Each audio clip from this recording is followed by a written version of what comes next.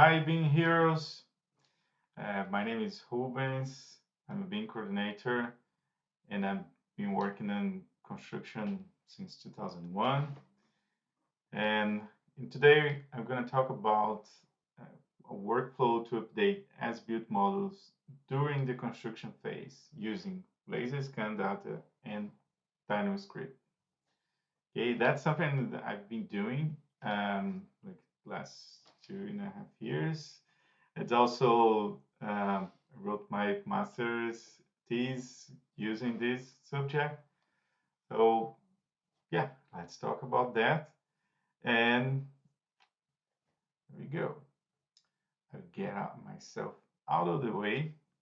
Okay, so what's this presentation it's about? What can you expect from that? So I'm going to show a workflow, how it works. So how update as-built models using laser scan and Revit and Dynamo. So I show also the script itself, the results, and what's the value to take out of that. So like it's not a spoiler, but you'll be able to measure the accuracy of the construction. You also get a accurate progress tracker and a visual information. So like was building tolerance and was not building tolerance. So you see here you have a one side is the laser scan and point cloud, and then the verification. So what's orange is out of tolerance, what's green in tolerance. Then you get a report on Excel. Okay, so let's dive into that and see exactly how it's done. So first, this to work on this one, like we need to have a kind of workflow and then see how that works. So I have the design, and then that's usual. You review the design. There are other techniques like using AutoCAD. You can use Revit. You can use P360, Solibri. That's not what we are going to talk about. So after you have your design review, then you go to construction and you build. But this workflow, we're going to verify this construction. That's the real check in yellow. So what if when things go wrong? So how can you capture that? How can you measure that? So that's what's pretty much what this workflow is about. So how we check. So that's a workflow suggesting how we could do that. So the way I've been doing is that's a point cloud. We get the inputs are point cloud and the design model. Put them together and then run a verification. So this verification can be done like you can use. There are a lot of softwares in the market, Verity and Leica softwares. There are many.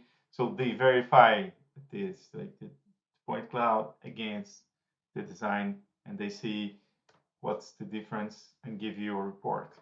So in this case, in our case here, I'm going to show how to do this verification using Dynamo.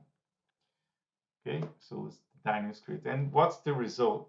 Like, and there is another kind of plot twist here. What's the result? I'm not modeling from scan. So I'm getting this information, the deviation and position, and then updating our design model and turning into our as-built model. And what's the benefits of that? So you keep the same information you got from the design. So all the packages and whatever have the design information, you're using the same model, you're just adding more information to that. So you keep the model parametric. So it's the same way it was modeled, it's the same way you have your as-built. And you keep the same level of detail. Like you add more information, but the level of detail is still the same. So how can we do that? So you see at the top screen you have the model. That's a design model. and you have overlaid the point cloud.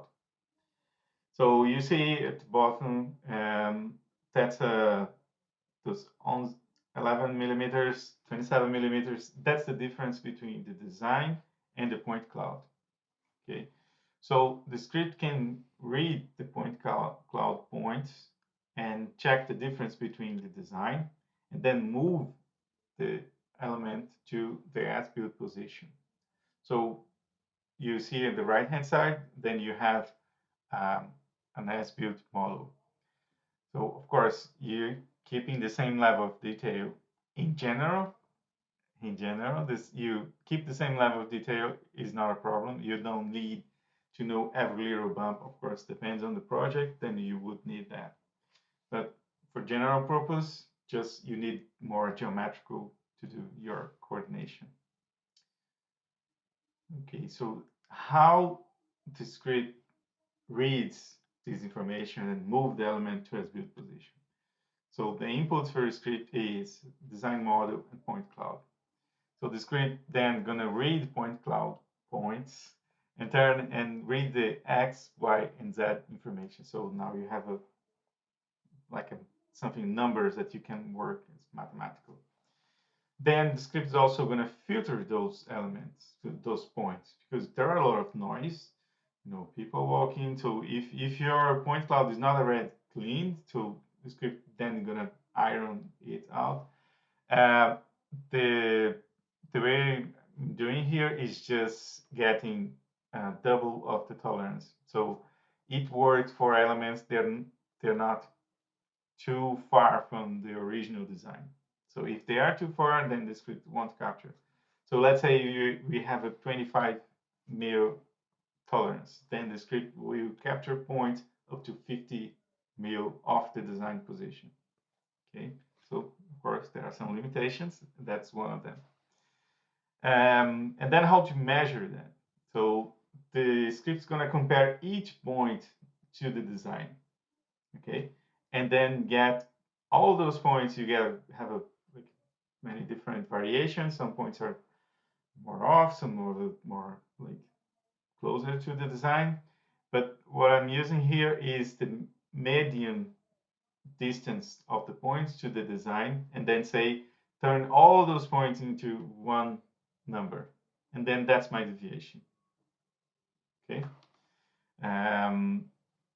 So once I have this number, that's the deviation, let's say 15 millimeters, and then I use this information, this 15 millimeters, to move the element 15 millimeters on the direction that we found, and then export the results in an Excel, so you can use for other purposes. We're going to see later what are those other purposes. Okay. So, and how the script works. So it's a big script. I won't show each little node, but all the things I was handing before, then show you here in the script how it works. So we have our inputs. Inputs come from Revit, the point cloud. And of course, you have to tell the script what's your design deviation. Okay, we're gonna see the script running, so bear with me. And then we have one part here is translate information into numbers. So I told you, like, we link the point cloud in the Revit file, but then we have to turn that into numbers, X, Y, and Z, and then do transformation, geometrical transformation to relate the point to the design. So then I can measure the difference between the point and the design. We have to filter those points. So to filter those points, one way to do is use this double of the tolerance. As I said before, if you have 25 mil tolerance, then the script one would get points up to 50 millimeters from the design. Also, there is another filter I'm applying here. Let's say you have two walls, and then you have a point is sharing with both walls. Not sure if this point is from wall B or wall A. So I'm also removing points that the script find this point seems to belong to two different elements, so they are off, like off the measurement. Then they have to measure the deviation. It's a lot of transformation, mathematical transformation. So you get the point from the general coordinates and translate to the element surface coordinates, and then measure the distance and keep this information. Okay, and once you have the number, this one number, and then we use the result. And how we use the result? So this result's going to be fitting in the element. So you're going to have results in each element in the model, the deviation, when you measure that, and what was the result, if it's in tolerance, out of tolerance. We're going to see the result later as well. And also, we move the element to the as-built position and create an Excel report. We're going to see all the results later. Okay, so now we're going to see a video. So that's the script running. So you can run it in a Dynamo play. So the first thing, you have to give the input. So you select the point cloud, then you say what's the deviation tolerance, then select the the element face you want to measure, and we have to select the preference element. In this case here, I use the section box. So then every time you run, you get a report of that element and deviation points. Okay, we're going to see the report a bit later. So I speed up a bit, but the real time of the script running for those two views was 1 minute, 1.5 minutes. And then you see in the left-hand side is the elements and point cloud. And the right-hand side is the verification view, where I set up a filter. So this filter, if the element is in tolerance, then you see the element green. If it's out of tolerance, you see orange. And if it was not verified yet, no change. Okay, so you see at the beginning of the video, the element was, that column was 25 mil off in one direction and 11 another direction, and then at the end it's 1 mil, and the other 11 millimeter is not moved because we haven't verified that specific face. Okay, so next. Then that's the results. So what are you getting here? You get the as-built status. So in this case, the column is out of tolerance. And then what's the deviation? The deviation from design is 26 millimeters. And the deviation tolerance used for this wall was 25. And then the position status, just to say if the element was already moved to as-built position. Okay. And the right-hand side is this one. This wall was 15 millimeters out of tolerance. Sorry, 15 millimeters deviation from design. So it's intolerance. The tolerance is 25. So intolerance, green. And that's the report. So you can customize the report. That's the report. It works for me. So I get the element ID, the family type, and for parts, category, and whatever. But you also get what is the element item.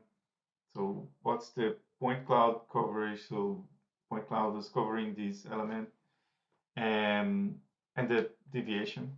So you see the number is a bit like bigger, but that's it. And then so once you have this information in Excel, you can also take more of these data.